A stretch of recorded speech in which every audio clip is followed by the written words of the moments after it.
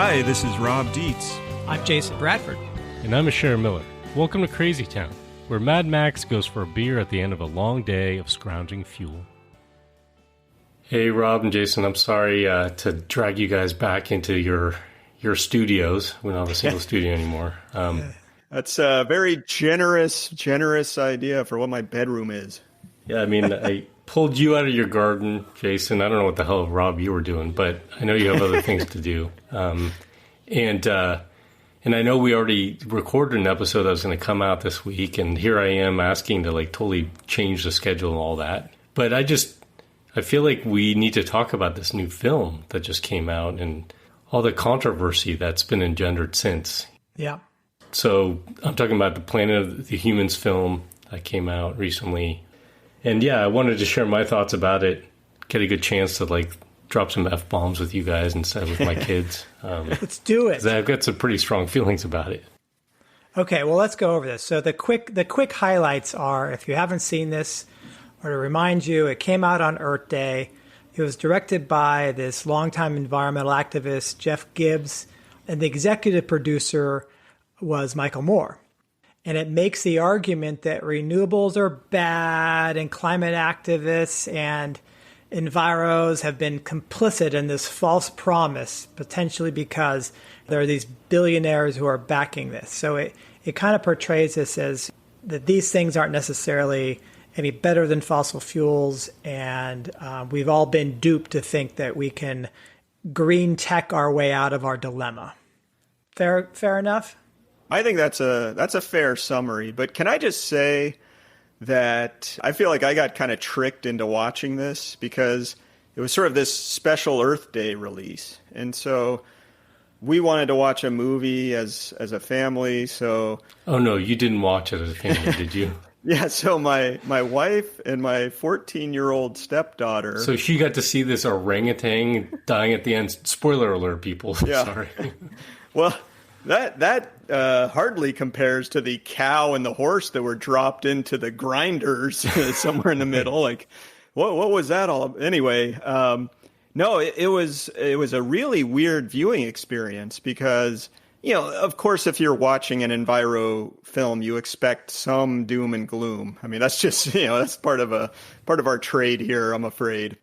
But it really went to this level of despair and depression. And the way we watched it, I found myself having to pause it every so often and go, well, that fact seems a little not factual. And that, so it was a very strange Earth Day celebratory viewing experience. Let me just leave it surreal, okay? And did your stepdaughter stop talking to you after you made her watch it?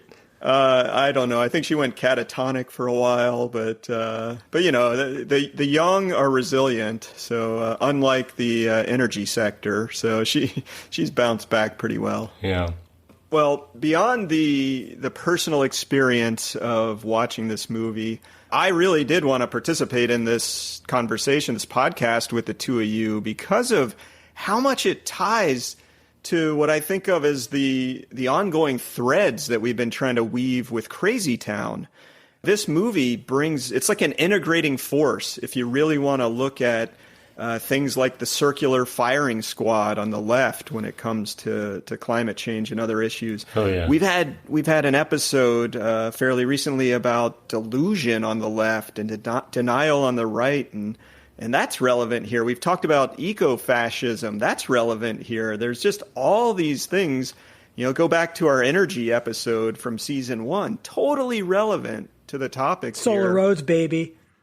Yeah, I mean, there's so much that we've been discussing that I think you can make a lot of points based on both what's right in this film and what's wrong in it.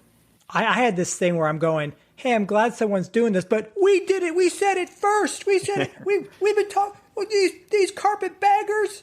That's an understandable reaction. The reason I really want to talk about it, honestly, is just to process maybe the frustration I'm feeling. Because on the one hand, I'm really glad that this has sparked a discussion, hopefully, around the role of renewable energy, right? And has put the the climate movement and particularly the larger environmental organizations, I don't necessarily want them on the defensive for the sake of being defensive, but forced to kind of reckon with these questions, because we've seen so much of this rah, rah, rah, 100% renewable rhetoric that is not being questioned by folks sort of on the left. And so on the one hand, I'm really glad for that. But on the other hand, I'm just so incredibly frustrated. I'm frustrated by how poorly this film was made, the really, really kind of unforgivable errors in it, and then the reaction on the part of kind of environmentalists and folks in the climate camp, is also incredibly disappointing. Yeah, give us some. I want some examples of that reaction. What have you dug up? Yeah, I mean, I think there's reaction from people like Bill McKibben, who we know well, he's a Post-Carbon Institute fellow. We've known him for a long time. He's in the film, right? And he had a reaction that was sort of responding to the accusations that are made against him, because he was really cast in an incredibly poor light, and I think unfairly. Can we just say that he was cast as Darth Vader in this movie? I mean, he was thrown under the bus, which was probably fueled by biodiesel or animal fat or something. But yeah, he was beaten down. And for folks who don't know, there's things I disagree with Bill on, and I've talked to him about it. But a well-intentioned guy, kinder guy, it's going to be hard to find somebody like that, in the climate movement. So what a strange villain to pick. Yeah. But so, Bill's responded. Richard Heinberg, who we work very closely with because he works at PCI, he also wrote kind of a review, and he was in the film. He was actually characterized as one of the good guys in the film, and he wrote something. But I'm really thinking about a really strong negative reaction from a lot of people, some of them luminaries kind of in the climate space. A lot of pieces and kind of environmental climate online website and publications. Maybe I'll just give as an example, Earther, a guy there named Brian Kahn. This is what he wrote about it, which I felt was like so emblematic. Here's what he said. He said, Gibbs uses this situation to take a leap to population control as the only solution. Yes, renewables are bad, and so are billionaires in the corporate philanthropic industrial complex. So Gibbs concludes, we should probably just get rid of some humans ASAP. Over the course of the movie, he interviews a cast of mostly white experts who are mostly men to make that case. It's got a bit more than a whiff of eugenics and ecofascism, which is a completely bonkers takeaway from everything presented. If renewables are so bad, then what is a few million less people on the planet going to do? End quote. Wow. I watched this and I didn't see that at all. I mean, yes, sure, it was a lot of white guys. There was some women interviewed and stuff. But I didn't get the sense that there was any kind of eugenics or argument here at all. This seems to be like a credible leap.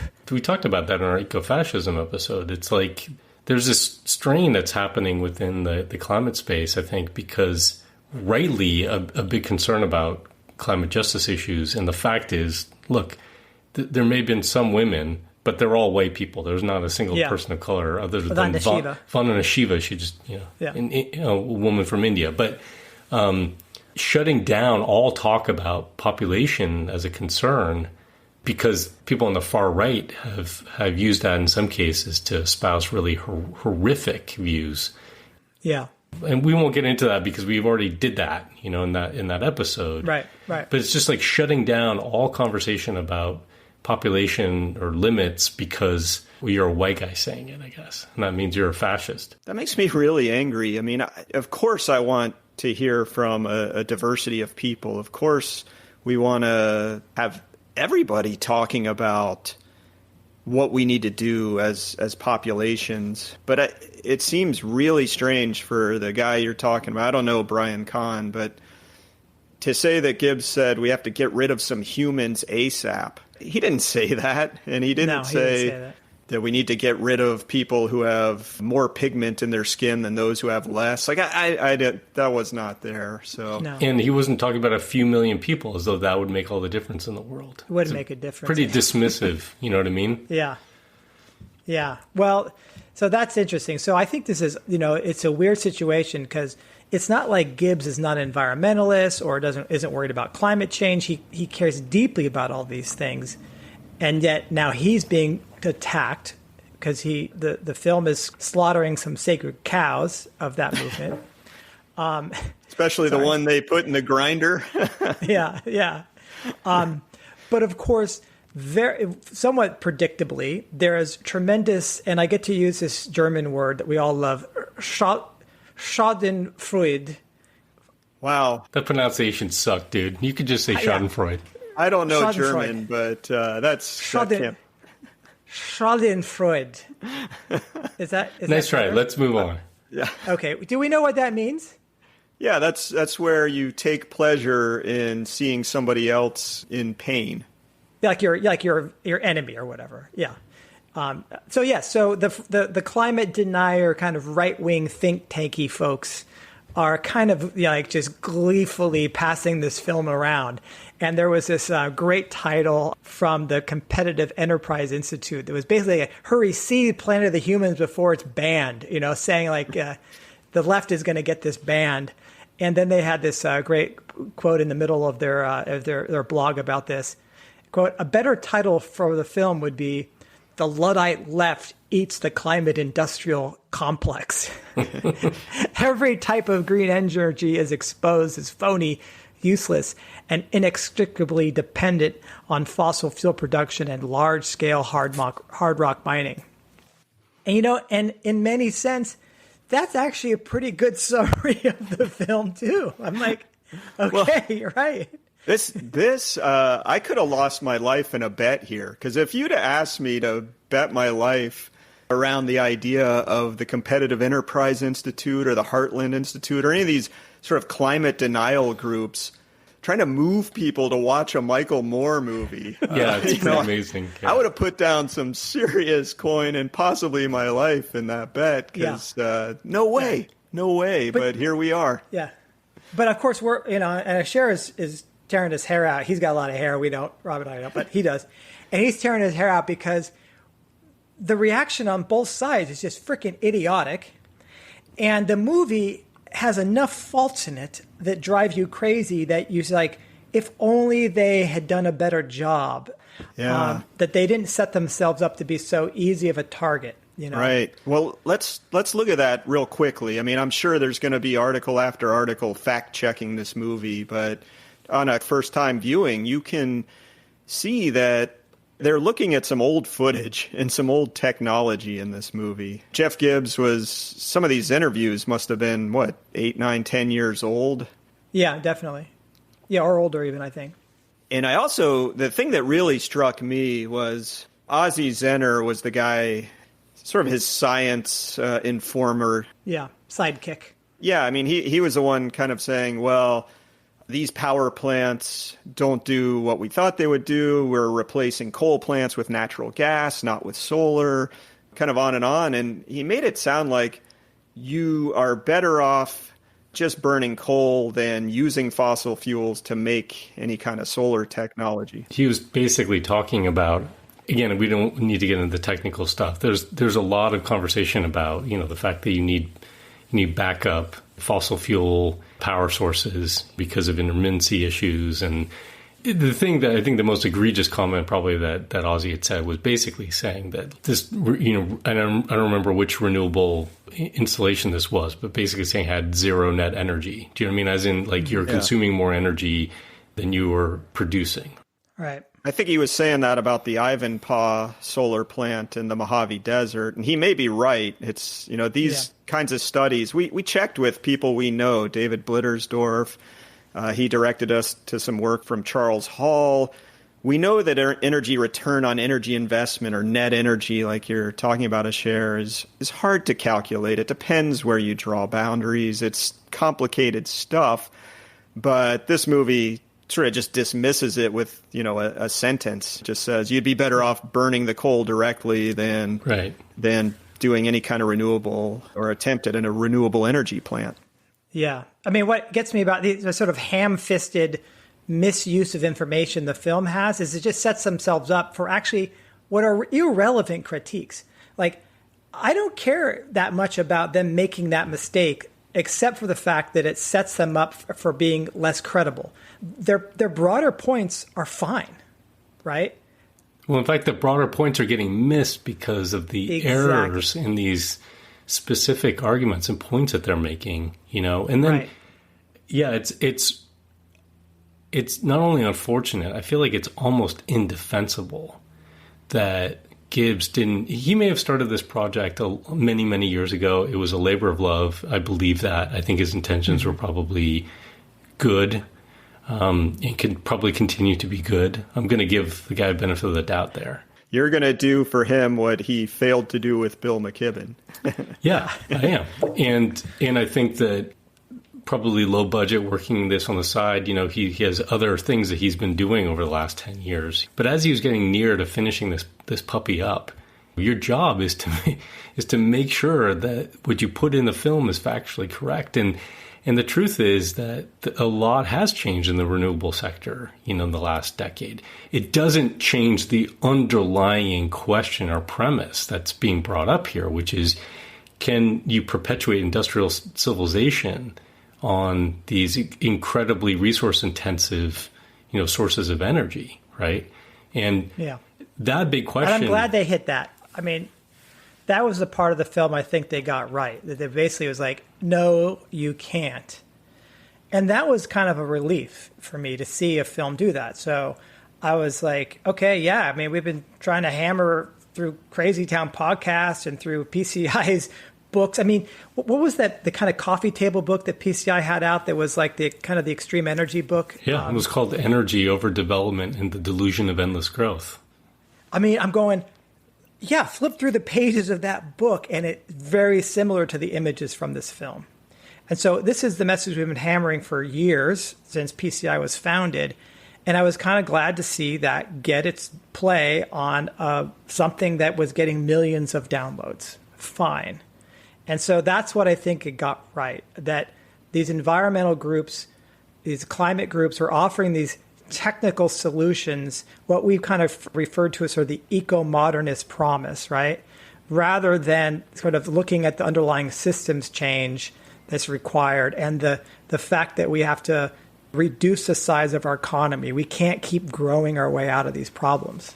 Yeah, and I would say, too, tell me if I'm wrong with your opinions, but I would say all three of us would be disappointed in the large environmental organizations for the way they've fallen off in talking about that very issue, that if we are searching for continuous exponential growth of the economy, which means increasing population and increasing consumption, that we're not going to solve climate, we're not going to solve any of the issues, biodiversity, resource use, whatever, pick your environmental issue. And the environmental organizations, the Sierra Clubs, 350.org, they've basically put aside any mention of those arguments, or at least they've sidelined it. Yeah. What are you seeing anything to share from the reaction of the mainstream environmental community? Is anyone taking this on board, or how are they responding? Is there anyone responding with nuance yet or understanding? I haven't seen a lot of nuance. I haven't, been tracking all the groups closely, but I've seen. I think most of the response I've seen so far is defensiveness, and part of that, I have to say, is not just the fact that they've staked their work and their reputations on this renewable energy transition, and so this is a direct attack, but literally there were direct attacks in this film, I thought. Yeah. Pretty unkind. I mean, it's one thing to look at Al Gore and the fact that Gore has gone into venture capital deals with people and critique that. I think there's a reasonable critique there. It's another thing to basically say, look, some of these environmental groups have been championing natural gas. They were very large environmental groups for years were championing natural gas as a bridge fuel, right? That's what they were promising, and played a role in promoting, kind of fracking technologies for natural gas. And in fact, and then this is a whole other story, that was part of the reason why we started our work looking at the feasibility, the long-term feasibility of fracking as a solution because they were making assumptions about decades and decades of this stuff. Do you know what I mean? So that to me is also a reasonable critique. You can raise questions about getting in bed with some of these funds about, to try to offer people means and Sierra Club stuff where they're selling shit, as fundraising is always bothered me a little bit. I think you can take a critique of that. But when you do sort of personal attacks on people, and I'm not just trying to defend people who I happen to know and like, I'm trying to be sensitive about that. But what is the purpose of saying Bill McKibben is, somehow implying that he's in bed with billionaires or something? Do you know what I mean? That's a far more compelling way to do it, right? I mean, that's the Michael Moore method, that gotcha moment where you've confronted somebody and make them look kind of silly, right? Now, you could do that if you talked about, I think that there's a real critique of kind of support for biomass that I think has changed over the last 10 years. This is part of the problem of taking footage from a decade ago. Do you know what I mean? Because people have gotten wiser about these things. How was that ever considered a good idea by the Enviro? We can have a whole other conversation about bioenergy and capture, which is a huge element of all these plans that are being presented for how we're going to try to keep. So it's still a big problem. The IPCC reports are absurd. Right. There are big problems there, but a lot of these people, Bill McKibben himself went through, from when Middlebury put in kind of this new heating system to where he is now. There's been an evolution. People's views change. It was 15 years ago, people were touting ethanol as like a magic solution. Right. And I think they should be critiqued for not having a really systemic, understanding and thinking through the implications of things and challenged about that, but attacking them as somehow being like a part of this cabal. Even people it is easy to vilify billionaires. There are plenty of billionaires to vilify. But going after, Jeremy Grantham and basically saying, oh, this is all, he's just doing this to try to make money. Just in the interest of disclosure, PCI has gotten funding, a small amount moderate amount of funding from Grantham. And I've met with the guy, a number of times. And that's not his motivation. So it's just really unfortunate. And I think that feeds part of this huge response. And it makes it really problematic that there's so many sloppy things about the film, so many sort of unfair things about the film, that the big takeaway, the big argument, the big thing to debate is sort of being lost in the weeds of these kind of silly details and attacks and bad information. I think what's interesting is to contrast the tactic of this film versus Our Renewable Future. Yeah. What's amazing is, of course, that was not an international bestseller. No. But it tried to give the same message in a way that was more nuanced, more sensitive to the audience. And how did that go across? Just for listeners' benefit, Our Renewable Future is a book by Richard Heinberg and David Fridley that has the premise we have to be 100% renewable no matter what. One way or another, we're going to get there, either by design or by force. You can't use a non-renewable, depletable resource as your energy source forever. So they wrote this book and looked at what it would take to get a renewable energy economy and how that economy would end up being a lot different if it's powered by something like solar or wind. So you're right, Jason. It's a similar premise, but a lot more nuanced and I think scholarly take on it. What it also does is it tries to actually frame for people, okay, if you accept this premise that we're going to have a power down, we're going to have to shrink the economy, what does that look like? What kind of steps should we be taking? So it does what the film doesn't do. The film leaves you hanging with these horrific, sad images of orangutans in Borneo. And we actually started Crazy Town with a story from me seeing that, right? So I know how impactful, how horrible that is. And that's driven a lot by palm oil, which was a biodiesel thing. It's horrible. But it doesn't leave you with the stuff that Our Renewable Future does, saying, hey, if we're going to think about this, here's how we move through the stages of grief. And that's what I think the problem is like this puts people in denial and anger, and it doesn't give them the tools to go beyond that, to take the next steps and maybe come to PCI's worldview at some point. And that's sad. I have so many thoughts about this. I'll try to keep it short. I remember having a conversation with Doug Tompkins. You mentioned this big energy book that we had done, and we did that project with Doug, and he had a foundation before he passed away. And Doug's whole approach, for those who don't know, Doug was a very successful businessman, entrepreneur, started North Face, started Esprit, became very successful, but was from the very beginning a diehard adventurer and environmentalist. And conservation of wildlands was his primary focus for his life.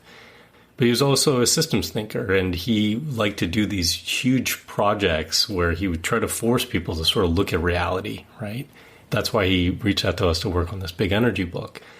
And I remember we had this whole debate because this book is full of these just horrific images. Imagine this coffee table book opened up, these horrific images of the impacts of energy extraction, all forms of it, frankly. Yeah, the mining for rare earth metals, yeah. And we kind of had this internal debate about, well, what do we leave people with? We need to give them some hope. We need to give them some agency, some call to action. He's like, no, we don't need to do that because people need to kind of grapple with this reality. We're trying to do our piece, which is helping people to see that and make that visible. It's too simplistic. You're taking that away. You're taking the important angst moment that people have when they confront a reality. Do you know what I mean?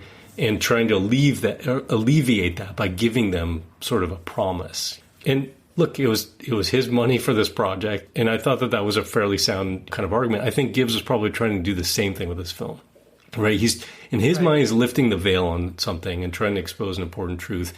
And by the way, it's a truth we agree with in general principle, which is that climate is a symptom of a systemic problem. There are too many people consuming too much on this planet. We have built a system that requires growth. Renewable energy at scale is an industrial process that requires the full edifice, every aspect of kind of this industrial extractive economy to maintain itself. So we agree with that. And we have to completely, shift our relationship with nature, with each other, our economic systems, where our food comes from, all that stuff. So agree with the premise. It's just this approach. I guess there's two things. One is taking this sensationalist approach is a real contrast to the approach that we took.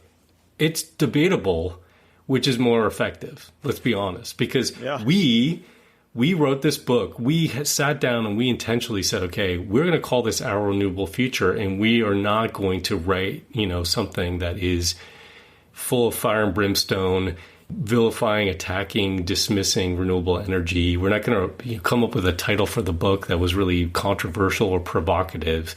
We want it to be an invitation to people who shared this view that we need to have, a future powered by renewable energy. And we did that very intentionally because we didn't want to close people's minds. We wanted their minds open, right? Right. But I think we paid a lot for that. And that was not doing something sensationalist, got a lot less attention. Let's be honest. That's the world that we live in. Do you know what I mean? So maybe there was a calculated choice on Gibbs' part and Michael's Moore part to be over the top provocative. Right. I wish they would do it with facts and not attacking people personally.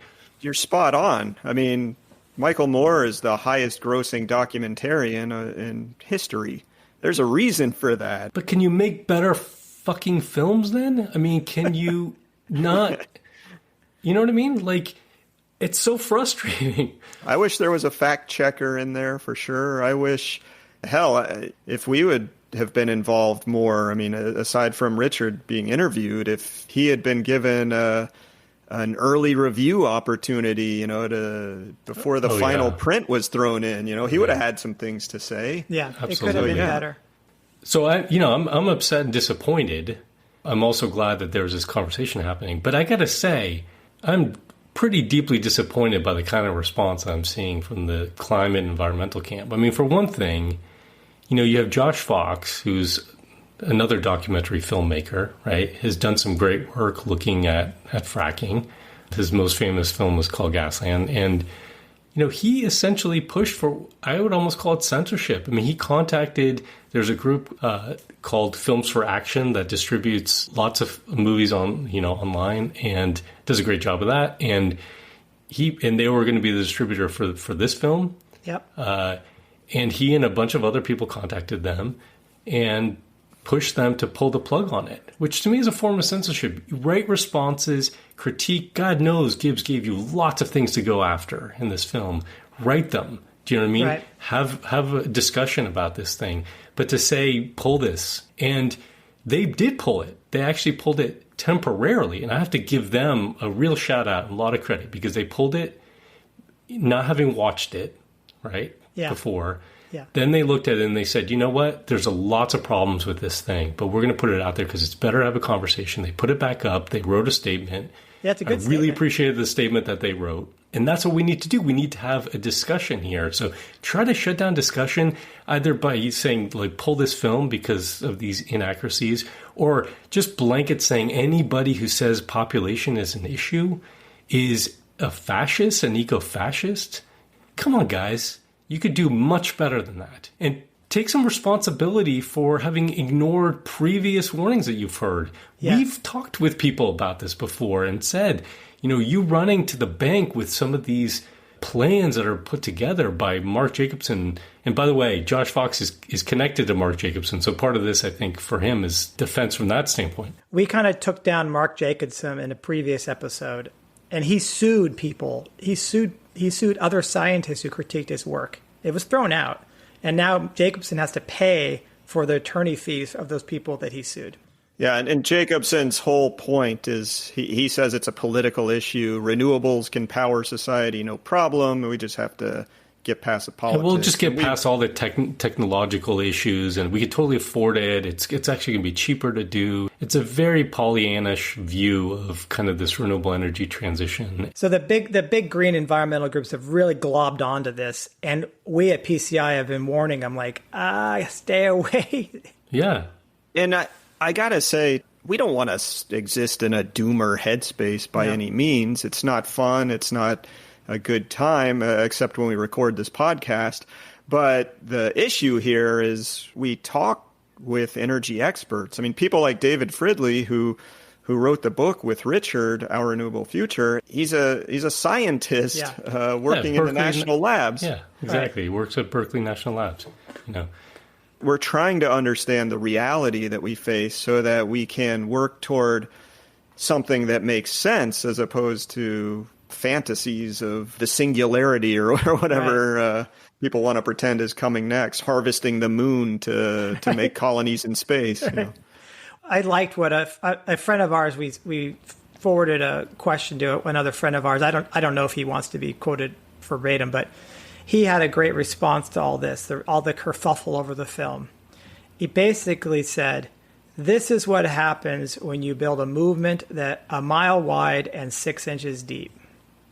So the environmental movement has not been thinking in systems, has not been making these connections, has basically been a shallow movement pushing these technological progress ideas.